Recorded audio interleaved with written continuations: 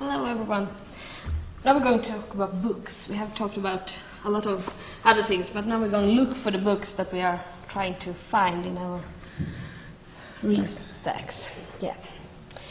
Go there. So we'll give a short introduction to Stockholm University and University Library, and then we talk about how we change our ways in our closed stacks. And then some reflection experience about that, and then Theodor will talk about how we developed the data system, the web application, and the apps. Yeah. Stockholm University, it's one of Sweden's largest university. It has about 50,000 students, and that makes the library also one of the biggest libraries in Sweden. The university teaches in humanities, social science, and natural science, and law. The library has 9 locations. We will have 10 in the fall, and we are about 120 persons working at the library. The story we will be telling is about the main library, and the main library is the building to your in the left corner. And the main library have about 5,000 visitors each day, and we have 2.5 printed books, and they are located on 4 levels. And each day we have to manage about 300 different orders.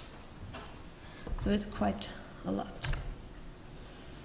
And I think some of you may know how it's like working in the library.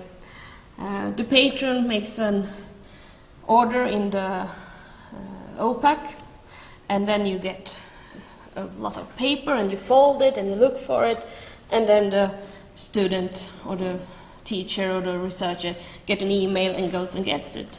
And so the workflow is digital, paper, and digital. And we had the same thing at our library. And we had 3 different types of orders that we managed. We have the local orders from our closed stacks. We have interlibrary loans from other libraries. And we have something called missing books. The books missing on the shelf. We have a long list of them and people looking for it. And then we started to question the way we worked. Do you need 3 different people looking on the same shelf each day? Could we do it easier? Can we do it seamless? Can we do it digital and faster? And could we arrange all these different orders into one workflow? So we started to think. And the first thing we did was say, yes, we can put the missing books, the interlibrary loans, and local orders into one workflow. Because they're all orders for books. They come different ways and go out different ways, but they're all the same when you look on the shelf. So it came one workflow, and it was named XYZ. There was someone said it on a meeting, and then it stuck, so we still call it XYZ. It's not the most easy name to explain every time. So this is how it works. You have a library making an interlibrary loan, you have a patron doing an order in the OPAC, or you have a librarian filling out a form about a missing book. And all different types of orders collect together in one list. And the list is in a program that we call Violet, or what you want to call it. And in here, all the collections orders from the collections are sorted in a union list. And the librarian goes to the computer, makes a list, and downloads to their mobile phone. And he or she goes to the stacks, collects the book, and then when it comes back up, you have added information about the book in your phone, and you send it to the server, to all the library systems. The patrons get an email saying that you can pick up the book, and the librarian puts the book on the shelf, and that's it.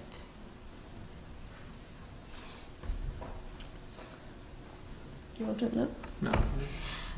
We have a small film. It's our colleague Hans who's going to take a tour through the flow stacks. So we'll see the system in work.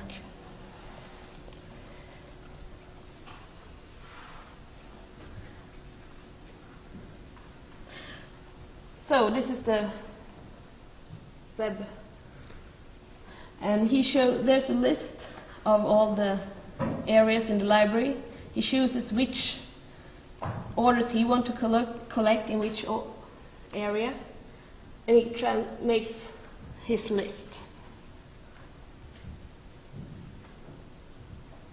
And then you have the list to the right. And he downloads it in his mobile phone.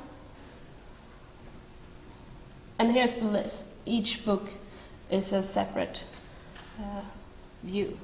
And here you can see in which area, which shelf, the author's name, the title of the book, and the year of the book. So he takes the elevator down.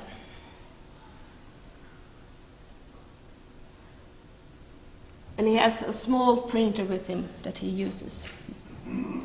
So he looks for the book, and when he finds the book, he will use the phone to read the RFID. So he put it on the back of the book. And when it does it, it also gives a receipt from the printer. And the barcode of the book is added to the app. And he does it again, and again, and again. And each book adds a barcode if he finds it. The application can also read barcodes. If it doesn't have an RFID, you can use the camera to read the barcode of the book.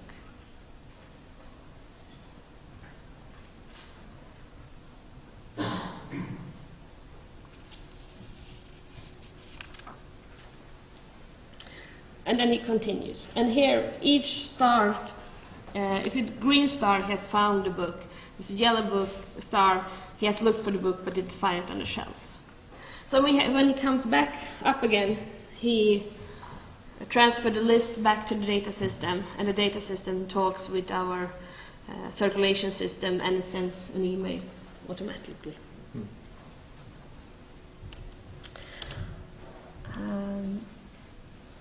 We have used this system for a couple of years now, and there are a lot of benefits with it. There's one workflow for several different types of orders. It's easy to work with, and it's more fun. It's all digital, fewer manual steps. The librarian who's picking up the books only have to lift the book twice from the shelf and to the shelf. And it's few tasks with each book. You don't have to read the barcode several times. And it's also do the reports back to the data system, our circulation system. You don't have to go in there and say, yes, the book is available. It's faster. The patrons get the book a lot faster. And it's easy for everyone in the library to follow the order step by step. Because each time you change something in the system, it gets a new status of the order, and the person in the information disk can go into the system and see, oh, it's collected now, it will be on the shelves in a few minutes, or whatever it could be. Which get the opportunity to give a correct answer to the students. Nowadays we have 5 persons doing what 10 persons did before in half the time. And that's daily, not per week. The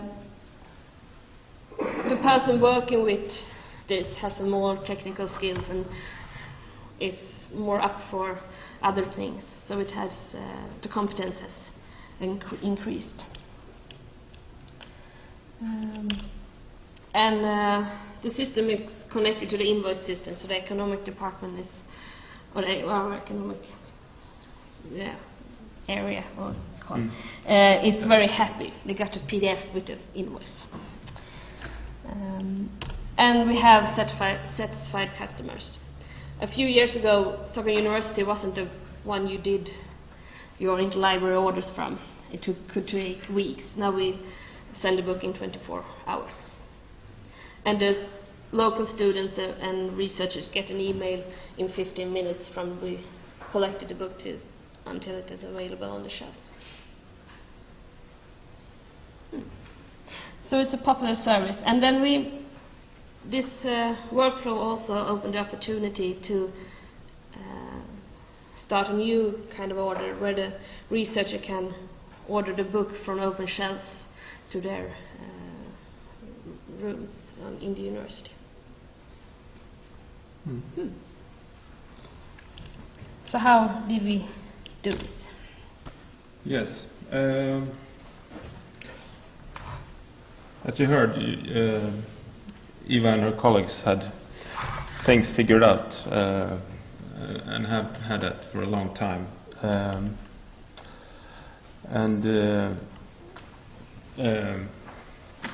Well, we started, it was of course we had to work very closely together with the librarians to enable this. And they had documented what they wanted and the system very thoroughly, and it was quite something to get on your desk the day we started to work with this. So how would we ever going to read through this and make something out of it?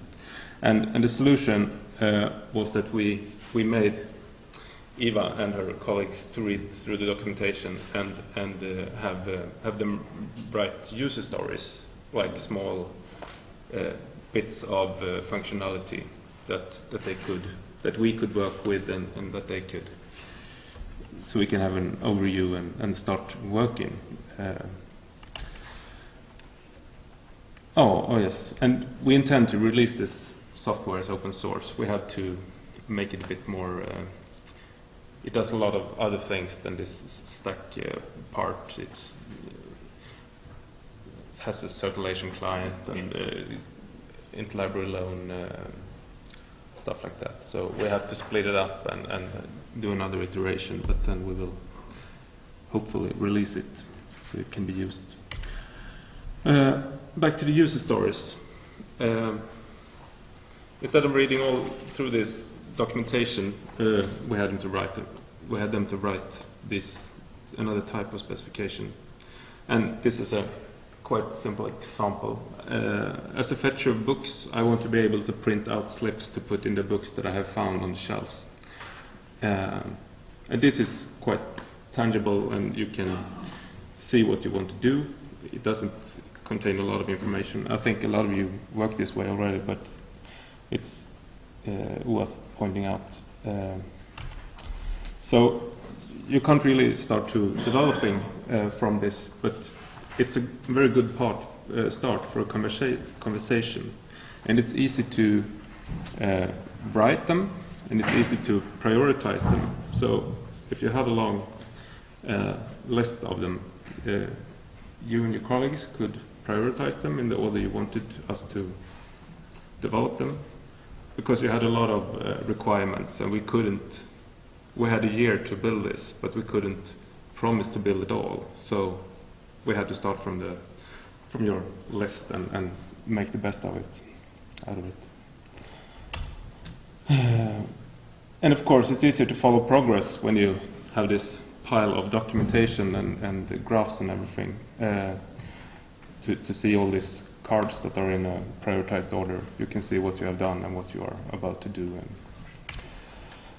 And when you start to developing the user story, then that's when you try to go down to details, and you just split it up into developer tasks and perhaps some tasks for the librarians to, maybe they have to fill in some information in data and texts and stuff like that, and UX and all that. And you also have a list of definition of done, when what requirements are to be fulfilled when we can all consider this as a done user story. So quite a nice way to work. And I think one good example of the user involvement that or the librarian involvement, is that Viola, as of today, contains 1,350 regular expressions, and 7 are written by developers. So I think that's you have learned a lot, and it's really nice to not have to be the guy that has to go into those regular expressions and adjust them when it's needed. And of course, you took part in the user interface design. Yeah. It's a lot of it's really customized for your needs and what you wanted. So that's. I think sometimes the developers said, "Oh, you need this function." Well, we don't know. We don't want it. Take away it. Take it away. So it's fairly old school and very static, but it's I can see why it's yeah, it's good. And how did we develop this though, and with which technologies? We used ASP.NET. We're mostly Microsoft developer team, but and SQL Server in the bottom, and that's replaceable thanks to the object relational mapping that we have. And the Android applications is just when we started to build the application, there is a company called Xamarin that had released their version 2 of their framework that enables you to write C# code and put it into an Android device, and that lowered the threshold for us to start working with it. I can really recommend working with it as it's a good way into the Android world, and it's quite, the APIs and stuff are about the same, so yeah. And since April, most of these technologies and even the C# compiler is open sourced. So most of this will be, or at least in some way, considered open source technologies. And I think you will be able to develop on the .NET platform on Linux and Apple in quite soon, for real, and not using the mono or other technologies. That's yeah. And questions are lost. Thank you for us.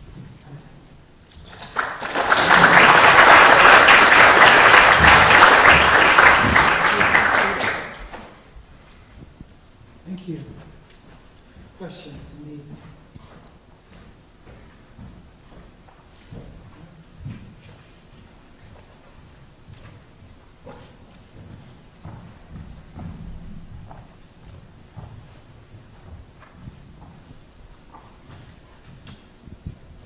Hello. Hi. Yeah, I thought that was excellent. Looks really good. But I'm just thinking from the work I do. Did you have any resistance from the people who were doing the job before to this new method? No. Well, yes, of course, in the start, but it was a really short time, because they could see how much they could gain from it also. Their work had become much easier and faster and more fun. They became a prioritized group. They got the technology that others didn't get. They had I think the right now they have the best telephones in the whole library. And I think... I don't think I don't know. so either. And it's harder. We worked like this for a few years. And Yeah. we had this system previous that was... well, never mind. Other libraries doesn't have as easy as we have to see this. You have there are interlibrary loan librarians who does their job, and you have to. We have similar problems, and think now when you could put into those books that you want to throw away that no one uses, we could potentially put those books into this workflow as well. But I think we have that could be a development, but there are those. That's a profession that we don't want to mix into this, and it's a valid question, and I think it takes time to. Yeah, but I think it's such a different way to work, so it's positive for everyone doing it. And I think, especially the ones working in information desk, before they could see that the order was made, but they couldn't see what happened with it. They couldn't see what the person who had collected the book, had he found it, is it still looking, is it missing? And this, they all like, you can get the answer and you can see the status when you are in the information desk. So everybody in the library could gain from it. Thank you. Anyone else?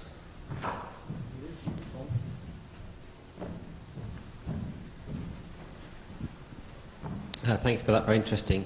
I'm interested in the librarians or the staff who are writing the regular expressions, which, you know, it's great to have had that skill transfer, and I wonder whether you could say something about how you approached actually getting the training or development in place so that the librarians felt confident and could do that. I can talk about it's me and another librarian who made all the regular expressions, and I think it was a lot of this makes this. We saw a regular expression, and you're supposed to do like this when it's like this, and so we had examples, and then we took from the examples, and when it didn't, and then Theodor had made a form that says that we could write. You could actually test with live data. So you could see if it was true or false. So it was true, okay, that's good, we can go to next. If it was false, then we have to see, could we come up with the idea what was missing, and if we didn't find it, we can go to Theodor and ask, and then we knew it for the next one. So it's what kind of learning by doing. Yeah. And we have all these orders that come into somewhere in the system where you and your colleagues can go and look at them, and why is this not matching any of your expressions? So we have this, the regular expression is used in the sorting of the orders to sort them in the right area. So we had the place, the location of the shelf we knew that this is the one we have to make to a regular expression, and then we could. So we had an answer kind of thing for it. Okay, thank you. I was wondering, a lot of libraries where we have to print out something for people to fetch the books from the shelves. Because of the effort in doing that, we only, do it once or twice a day at most. I was wondering how often, how frequently you go and fetch things. We do it twice a day. In the morning, around 9 o'clock, and then at 1 o'clock. In the morning we have about 100 to 200 orders to collect, and in the afternoon it could be around 100 orders. And the morning the morning time is a little bit, takes a longer time. It takes about 2 hours, 2.5 maybe, depending on if you find all the books or which area you are collecting from. But you collect from the whole library? Yeah, the whole library. All From the all products, from the closed stacks and from the open shelves. Mm. Yeah. So it's three. I didn't see him. The 3 people in the morning and 2 people in the afternoon. Okay. More questions? If not,